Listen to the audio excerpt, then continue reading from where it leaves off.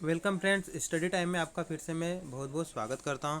दोस्तों, 18 तारीख को जो आंदोलन हुआ था, आप सबने देखा है किस प्रकार से बहुत बड़े लेवल पर जो आंदोलन था। हजारों की संख्या में वहाँ पर कैंडिडेट गए थे। एक ये आंदोलन और बेरोजगारों का भी आंदोलन था, वहाँ पर भी बहुत सारे कैंडिडेट गए थे। तो दोनों आंदोलन ने उस दिन धूम मचाई थी और पूरे इंडिया में उस आंदोलन को देखा गया था। दूसरे राज्य के कैंडिडेट भी, उन्होंने भी मुझसे संपर्क किया, इस आंदोलन के बारे में पूछा डिटेलली। मतलब कहीं ना कहीं पूरे देश में इस आंदोलन का असर पड़ा। ओके, तो बहुत सारे कैंडिडेट के मन में एक सवाल था, सर इस आंदोलन का क्या असर होगा, क्या इसका फ़ायदा होगा कि नहीं होगा, क्योंकि सरकार तरफ से तो कोई स्टेटमेंट आया ही नहीं। तो देखिए, सरकार तरफ से भले ही कोई स्टेटमेंट नहीं आया, लेकिन जो आपका कार्रवाई हुई और उस कार्रवाई के कारण पूरी मीडिया ने इसे कवर किया और पूरे इंडिया में लोगों ने इसे देखा। तो कहीं ना कहीं यहाँ पर आप अंतरिम रूप से अंदर के अंदर एक प्रेशर बनेगा। ओके, क्योंकि आने वाले टाइम में चुनाव है और चुनावों में इस प्रकार की स्थिति बनना कहीं ना कहीं यहाँ पर विचार होता है। अब वो आप खुद देख लीजिए कि 19 तारीख को एक लेटर जारी करते हैं विभाग वाले, और यहाँ पर फिर से कहते हैं कि हम वीडियो कॉन्फ्रेंसिंग में शिक्षक भर्ती की प्रक्रिया में चर्चा करेंगे।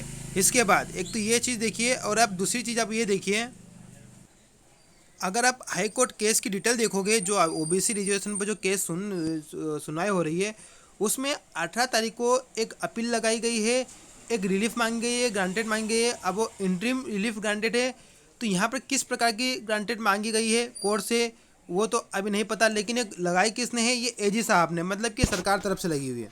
ठीक है, तो एक बात क्लियर है, ये भी 18 तारीख को ही लगी है। तो यहाँ पर एक इंटरिम रिलीफ ग्रांटेड मांगी गई है। अभी किस प्रकार से मांगी गई है, 87 पदों पर मांगी गई है या किसी रिजर्वेशन में किसी और संबंध में मांगी गई है। लेकिन जहाँ तक मुझे लग रहा है, यहाँ पर जो पिछली बार सुनवाई हुई थी, तब कोर्ट ने ही कहा था अगर आपको कोई अनुमति चाहिए तो आप लिखित में मांगिए, हम आपको लिखित में अनुमति देंगे। क्योंकि जब पिछली सुनवाई हुई थी तो उसमें एजी साहब ने मौखिक रूप से अनुमति मांगी थी, तो कोर्ट ने कहा कि आप लिखित रूप में मांगिए। तो यहाँ पर एक अनुमति मांगी गई है। तो कहीं ना कहीं दोस्तों, अब देखिए क्या होता है। अब ये बात भी क्लियर है कि उस दिन ना तो सरकार ने कोई अपना स्टेटमेंट दिया, ना ही सरकार तरफ से कोई अधिकारी आया जो विभाग संबंधित, शिक्षक भर्ती संबंधित कोई अधिकारी आया जो इस संबंध में आपको कोई आश्वासन दे या कि कोई डेट दे। लेकिन ऐसा उस दिन कुछ नहीं हुआ। उस दिन फिर टाइम होने के बाद, शाम होने के बाद, फिर पुलिस ने अपनी कार्रवाई की।